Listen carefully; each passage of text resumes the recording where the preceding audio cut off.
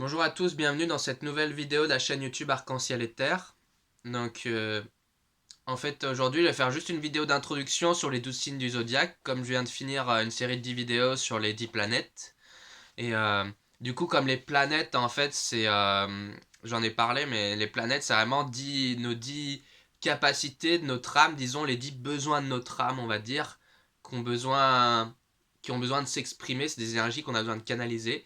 Et en fait, les signes, en fait, c'est les 12 rôles, on va dire, les 12 types de personnalités qu'on a en nous, avec des dominantes, des moins, enfin, des dominantes sur d'autres, voilà, ça dépend de chacun. Et c'est vraiment les 12 signes, en fait, leur rôle, c'est vraiment de voir dans quel rôle, en fait, avec quelle qualité, en fait, on doit essayer de canaliser ces énergies des planètes. Voilà. Et, euh, et donc, voilà, les 12 signes astrologiques, c'est vraiment 12 types de personnalités, et c'est-à-dire, en fait, 12 en fait, pour chaque signe, si vous voulez, on peut le voir, moi j'aime bien voir comme ça les choses. Il y a la qualité du signe, quand on exprime les qualités du signe, c'est qu'on l'exprime juste, de façon juste, dans le juste milieu. Et en fait, il y a les deux extrêmes après, qui sont, quand on n'exprime pas assez l'énergie du signe, on va exprimer plutôt ses défauts. C'est pour ça qu'on dit défaut. Et quand on exprime trop, on veut trop exprimer l'énergie du signe, on va être dans l'excès. En fait, voilà. Et donc pour chaque signe, je vais juste vous décrire, là dans cette vidéo, pour vous en parler brièvement, je vais vous décrire juste avec quelques mots-clés, donc les qualités, la qualité de chaque signe, les défauts de chaque signe et les excès de chaque signe. Donc, euh, le bélier, en fait, c'est vraiment le signe. La qualité au bélier, c'est le courage. C'est le courage de se lancer dans des choses nouvelles, vous voyez, avec la volonté. Et en défaut, quelqu'un qui a le bélier en défaut, c'est quelqu'un qui manque de courage, du coup, c'est quelqu'un qui est lâche. Et quelqu'un qui est en excès dans le bélier, c'est quelqu'un qui est trop fonceur, qui est colérique, qui fonce sans réfléchir, voilà. Ensuite, le taureau, la qualité du taureau, c'est l'honnêteté et même la sincérité. En fait, l'honnêteté, c'est la capacité à mettre en accord ce qu'on pense et ce qu'on dit. Et la sincérité, ça va plus loin, c'est mettre en accord même ce qu'on pense et ce qu'on agit. Et donc voilà, le but de la qualité du taureau, c'est de mettre nos pensées en accord avec nos actes, vraiment, que ça soit entre ce qu'on dit et ce qu'on fait, ça soit la même chose. Et en manque, du coup, quelqu'un qui manque de cette énergie, c'est quelqu'un qui se rend pas compte de l'importance de mettre ses pensées en accord avec ses actes, que entre ce qu'il dit et ce qu'il fait, c'est pas pareil, quoi. Et, euh, et en excès, le taureau, c'est quelqu'un qui, au contraire, va trop chercher à, voilà, à mettre ses pensées en accord avec ses actes, qui va trop être obstiné, on va dire têtu, buté, voilà. Ensuite, le gémeau, les qualités du Gémeaux, en fait, c'est la curiosité, en fait. C'est-à-dire vraiment cette capacité d'ouverture à des choses nouvelles, vous voyez. C'est comme un enfant qui aime apprendre, tout simplement. Et donc voilà, quelqu'un qui manque de l'énergie du Gémeaux, c'est quelqu'un qui va pas être trop curieux de la vie, qui va pas, voilà, il va pas trop être ouvert à apprendre des nouvelles choses, voilà, alors que il va vite, enfin voilà, il va vite l'école, ça va le saouler peut-être, ou voilà, en grandissant, il va pas être très ouvert, il va rester très fermé sur des sujets et pas trop s'ouvrir à apprendre des nouvelles choses. Et en excès, un Gémeaux, c'est quelqu'un qui va trop être curieux de tout et du coup qui va vraiment disperser son énergie et du coup qui va vraiment passer sa vie à passer d'un métier à l'autre, passer d'une relation à l'autre et voilà, parce qu'il va trop dans tous les sens. Ensuite, le Cancer. Le cancer, en fait, sa vertu, c'est l'innocence, en fait. C'est un niveau au-dessus, si vous voulez, de la bienveillance, en fait. C'est aussi la bienveillance, mais du coup, c'est un niveau au-dessus de l'innocence. Parce que la bienveillance, c'est vraiment avoir un regard bon sur les choses, avoir un regard bienveillant comme une mère pour son enfant, mais on peut avoir sur tout le monde. Pour moi, je comprends bien l'énergie du cancer, c'est voir qu'il y a du bon, disons, dans le monde et se battre pour que ce bon, ce bien reste, gagne contre le mal, entre guillemets, hein. Et du coup, en manque, cette énergie du cancer, c'est vraiment une personne qui va croire, qui est méchante et qui va croire que le monde est mauvais, tout ça, et qui va être vraiment en mode de toute façon l'être humain il est mauvais, tout ça, etc. Qui va être assez, voilà, qui va être trop dans la méchanceté et nourrir la méchanceté dans le monde. Et au contraire, l'autre extrême, c'est une personne qui va être vachement naïve, qui va croire que le monde c'est tout beau, tout rose, tout ça. Voilà. Donc il y a un juste milieu qui est l'innocence, en fait. On comprend le bien et le mal, mais on choisit de nourrir le bien, voilà, pour dire simplement. Ensuite, le lion. En fait, alors le lion, voilà, la qualité du lion, c'est la magnanimité, c'est-à-dire la grandeur d'âme, en fait. C'est vraiment cette capacité à accepter d'exprimer la beauté de notre être, en fait, à exprimer notre côté solaire. Voilà. Et donc, en manque, quelqu'un qui est dans les défauts du lion, c'est quelqu'un qui va pas rayonner, en fait, il va avoir peur de rayonner, quoi. Donc, il va rayonner, mais tout doucement, quoi. Et au contraire, quelqu'un qui est en l'excès du lion, bah, c'est quelqu'un qui va avoir un ego surdimensionné, qui va trop chercher à plaire aux gens, qui va trop chercher à... Voilà, qui va prendre trop de place, on va dire, être trop... Voilà, vous voyez le truc. Ensuite, la Vierge. Le signe de la Vierge, la vertu de la Vierge, c'est la tempérance. Et vous voyez, la tempérance, ça veut pas seulement dire ne pas en faire trop. Vous savez, quand quelqu'un fait de coup est vachement actif ou vachement, voilà, le tempérer, dire ok, fais-en pas trop. C'est aussi ne pas en faire trop peu. Vous voyez, la tempérance, c'est vraiment sa capacité à faire les choses en juste quantité. Ne pas trop en faire, mais ne pas trop peu en faire non plus, si vous voulez. Pour ça qu'en fait, on pourrait le lire comme ça, mais les défauts, quand on est dans les défauts de la Vierge, on est dans le refoulement. Il y a des choses, on refoule, on les rejette. Et au contraire, quand on est dans l'excès, on est dans la gourmandise. Voilà, si vous voulez, on veut trop obtenir, acquérir quelque chose, là on est trop dans ce truc. Et justement, le juste milieu, c'est la tempérance. Ensuite, on va passer, donc là on a pris en fait, les 6 premiers signes.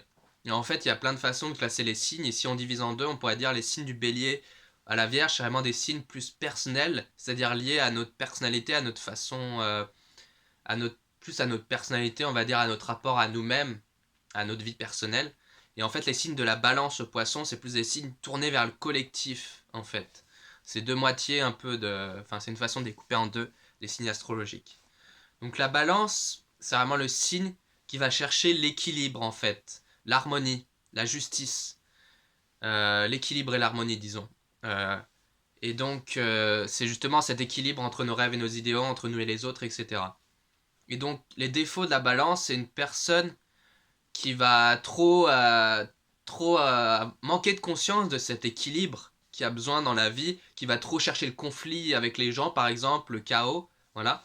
Et en excès, une personne qui est en excès balance, c'est une personne qui va trop être indécise, elle va trop chercher un équilibre parfait, peser le pour et le contre, et du coup elle va être indécise, elle va pas trop se lancer dans l'action. Ensuite, le signe du scorpion, sa vertu, le signe du scorpion, c'est l'endurance, c'est-à-dire la capacité vraiment à l'intérieur de nous-mêmes, en fait, à faire face à nos démons intérieurs et à les transcender, à les dépasser. Voilà. Et donc, les défauts du scorpion, une personne qui manque de scorpion, c'est une personne qui va être dans ce qu'on pourrait appeler la complaisance. C'est-à-dire, elle sait qu'elle a des problèmes et elle va aller boire de l'alcool, elle va aller regarder une série ou un truc comme ça pour se distraire, pour ne pas, fuir ses peurs et tout qui remontent à la surface. Au lieu de leur faire face, elle va les fuir, quoi. Elle va être dans la complaisance. Voilà. Et en excès, une personne qui est en excès du scorpion, c'est une personne qui va être trop obsédée par ses zones d'ombre et du coup, elle va avoir des pensées sombres, elle va avoir des pensées meurtrières, elle va avoir des pensées suicidaires et voilà. Donc, pas très cool, quoi. Ensuite, le Sagittaire, la qualité du Sagittaire, c'est l'espérance. C'est-à-dire vraiment cette capacité à avoir la confiance qu'il y a un futur meilleur qui nous attend. Mais c'est pas seulement y croire, en fait, c'est plus vraiment avoir la vision de ah tiens, c'est tel métier que je voudrais faire, ah tiens, c'est telle personne que je voudrais faire, et vraiment se sentir stimulé par cette vision qu'on a eue vraiment, et c'est une vision, voilà, c'est une vision qui remplit d'espoir, qui nous remplit d'énergie, quoi. Vous voyez. Et donc, quand on manque du Sagittaire, le défaut du Sagittaire, c'est une personne qui a pas d'espoir, on va dire, qui manque d'espoir, qui a l'impression que le futur sera pas meilleur pour elle, voilà, c'est le désespoir, tout simplement. Et en excès, une personne qui est trop Sagittaire, c'est une personne qui va trop se dire ouais, demain ça sera mieux, ouais, demain si j'ai telle somme d'argent, bah enfin voilà, qui va trop s'attacher à ouais, de toute façon demain ça sera meilleur ou qui va trop s'accrocher si vous voulez à un sauveur en fait, que ce soit une personne ou une situation qui va la sauver, qui va la sortir de ses difficultés. Vous voyez. Ensuite, le Capricorne, la qualité du Capricorne, c'est la prudence. Et en fait, la prudence, cette capacité, disons, à faire preuve de réalisme dans nos actes, faire preuve de patience aussi, à comprendre les choses, elles prennent du temps, vous voyez, un certain temps en tout cas. C'est ça, c'est vraiment la prudence, c'est pas avoir peur, hein, c'est vraiment juste avoir une conscience réaliste des choses telles qu'elles sont, et d'agir en fonction de ça. Et donc, les défauts du Capricorne, c'est vraiment un manque de prudence, simplement une personne qui est pas trop réaliste, quoi, qui se rend pas compte des réalités. Euh, et en excès, une personne qui est trop Capricorne, c'est une personne qui va être trop prudente, qui va être trop rigide du coup en fait, qui va être trop rigide, qui va trop chercher à structurer sa vie, à croire des traditions, des règles, à trop rester enfermé dans ses règles, ses règles, tout ça. Voilà. Ensuite, le signe du Verseau, c'est le signe de la fraternité. C'est-à-dire, en fait, la fraternité, voilà, c'est mon langage après, mais la fraternité, c'est cette envie, cette capacité vraiment à aider l'autre et à trouver la meilleure façon possible de le faire. C'est comme une personne voilà, qui meurt de faim, bah, vous pouvez lui donner un poisson, mais à un niveau au-dessus, vous pouvez lui apprendre à pêcher, voyez, pour qu'elle ait de quoi se nourrir. Et le niveau encore au-dessus, vous pouvez l'aider à comprendre pourquoi est-ce qu'elle meurt de faim, à niveau, le sens profond de ce qu'elle a à vivre en tant qu'âme, et vous pouvez vraiment la guider pour qu'elle devienne vraiment autonome, pas seulement alimentairement, mais même spirituellement, enfin, sens large, voyez. La fraternité. Et donc, quand on manque de fraternité, c'est vraiment des gens qui sont trop centrés sur eux, on va dire, qui sont trop. Qui se rendent pas compte de l'importance. En fait, le Verseau, c'est l'originalité, vous voyez. Ils se rendent pas compte voilà, d'exprimer sa richesse personnelle pour l'apporter au collectif.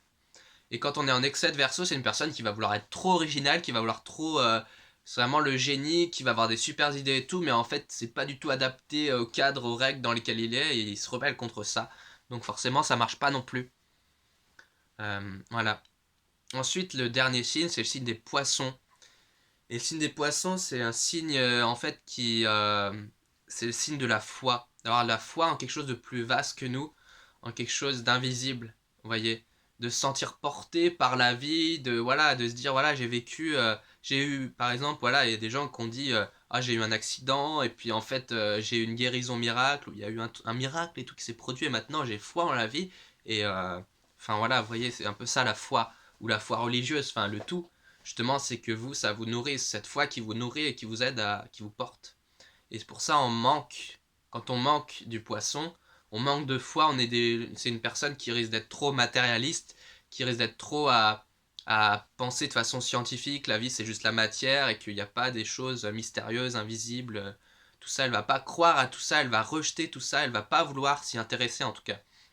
Ça lui fait peur. Et une personne qui est en excès poisson, c'est une personne qui va être trop superstitieuse au contraire. Qui va être trop à croire à tout en fait. À croire tout ce qu'on lui dit. On lui dit ouais bah Dieu il a décidé que tu dois mourir là donc vas-y saute de la falaise, vous voyez. Je fais un extrême vraiment là mais c'est vraiment ça le poisson en excès quoi. Vous voyez. Et donc vous voyez comment en fait, vous allez voir comment les 12 signes, en fait, il y a une logique d'un signe à l'autre, en fait, du bélier. C'est comme si ce que apporte le bélier, derrière le taureau, il récupère, et lui, il apporte autre chose. C'est comme si, chacun apporte une pierre, en fait, et chacune de ces pierres, ça fait une construction, vous voyez. Ça fait une construction complète, on va dire.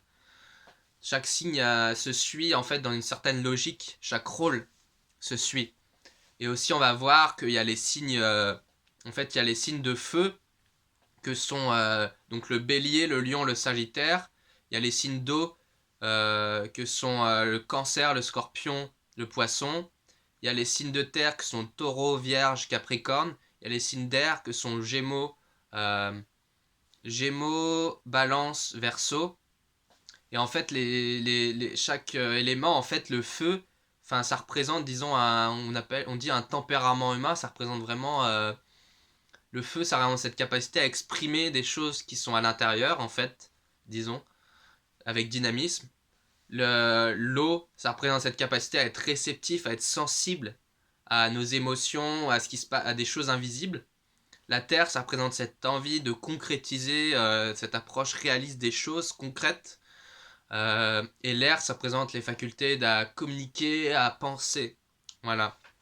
Et du coup, chaque signe selon son élément, justement, il y a des signes comme ils ont le même élément, ils ont cette énergie commune liée à l'élément.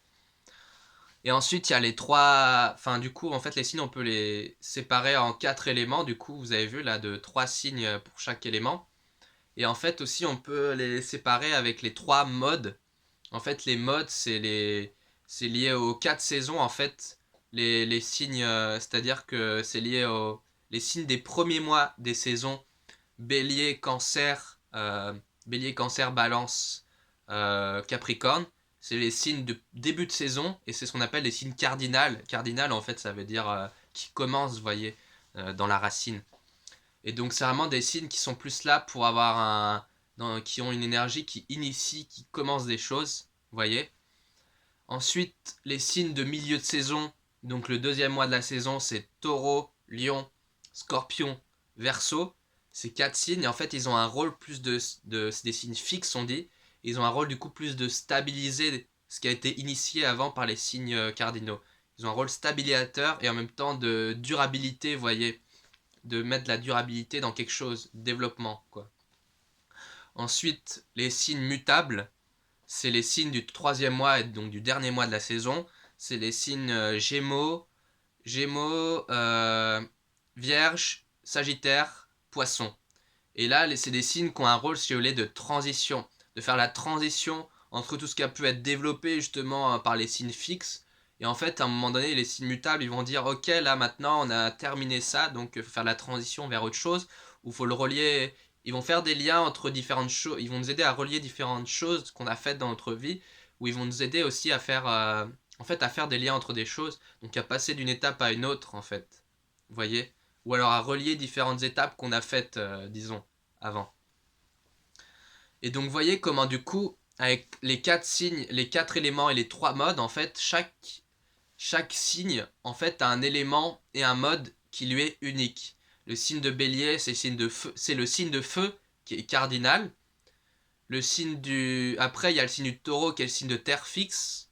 Après, il y a le signe de Gémeaux qui est le signe d'air mutable. Après, le signe du Cancer et le signe d'eau cardinal.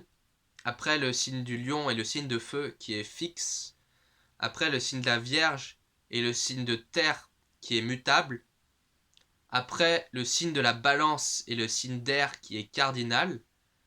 Après, le signe du Scorpion et le signe d'eau qui est fixe. Après, le signe du Sagittaire et le signe de feu qui est mutable. Le signe du Capricorne et le signe de terre qui est cardinal. Le signe du Verseau et le signe d'air qui est fixe. Et le signe du Poisson et le signe d'eau qui est mutable. Et donc, vous voyez, du coup, ça fait... voilà, après, du coup, on comprend le signe du Bélier, c'est le signe de feu cardinal. Donc, c'est un signe de feu, donc c'est un signe qui va chercher à exprimer des choses, à exprimer un ressenti intérieur avec dynamisme. Et cardinal, dans un élan... Enfin, en même temps, il initie des choses. C'est le signe de feu qui initie des choses. Et vous voyez comment, en fait, on peut comprendre déjà par ces définitions les 12 signes. Voilà, c'est une façon de comprendre les 12 signes. Voilà, donc je vais m'arrêter là pour cette vidéo. J'espère qu'elle vous aura plu. Euh, N'hésitez pas à commenter, à liker. Et voilà, je vais faire après, je vais essayer de faire du coup semaine par semaine une vidéo pour les 12 signes astrologiques. Voilà, merci à ceux qui me suivent, merci à ceux qui ont regardé la vidéo. Je vous dis à bientôt.